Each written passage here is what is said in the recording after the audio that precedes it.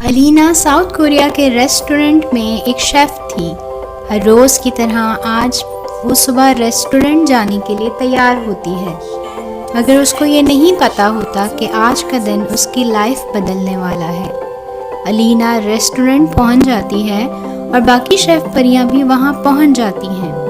سب اپنے نارمل کاموں میں مشغول ہوتی ہیں۔ باقی دنوں کی طرح یہ بھی ایک نارمل دن تھا جب تک الینا ٹونا فش کاٹنے نہیں لگتی۔ جیسے ہی اس نے مچھلی کو کاٹا، اس میں سے ایک چمکدار موتی نکلتا ہے۔ وہ اسے اٹھاتی ہے اور کہتی ہے شاید ٹونا فش پرلز کھاتی تھی۔ شام ہو جاتی ہے اور الینا واپس اپنے گھر آ جاتی ہے۔ وہ آرام سے سو جاتی ہے۔ پرلز کی اسے یاد بھی نہیں رہتی۔ وہ صبح اٹھتی ہے اور ناشتے میں نوڈلز بنانے لگتی ہے، ساتھ ہی وہ انڈے بھی بوائل کرنے لگتی ہے۔ جیسے ہی وہ نوڈلز کو باؤل میں ڈالتی ہے، نہ جانے کہاں سے وہ موتی باؤل میں آ جاتا ہے۔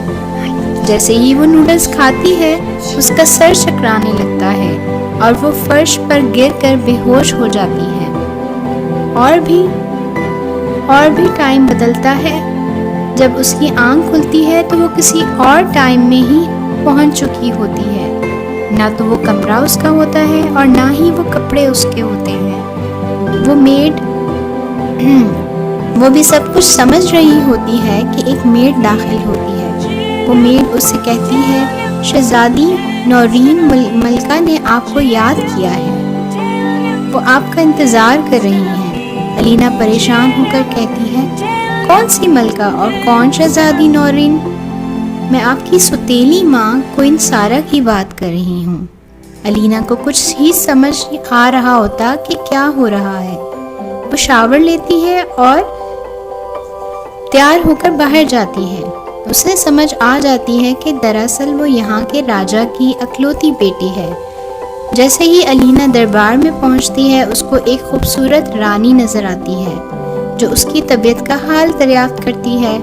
الینا تھوڑی کنفیوز ہوتی ہے اور پریشان رہتی ہے۔ اسی طرح سمے گزرتا جاتا ہے۔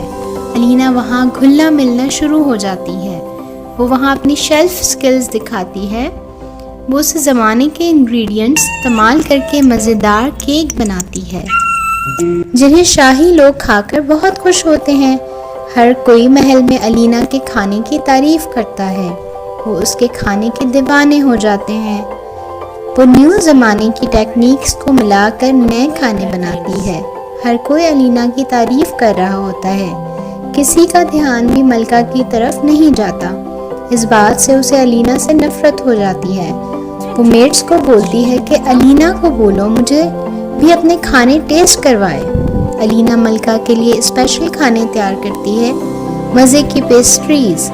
وہ انہیں لے کر ملکہ کے کمرے کی طرف چل پڑتی ہے، اس بات سے انجان کہ اس کے ساتھ کیا ہونے والا ہے۔ ملکہ جیسی ہی ایک بائٹ لیتی ہے، وہ اسے اتنا پسند آتا ہے۔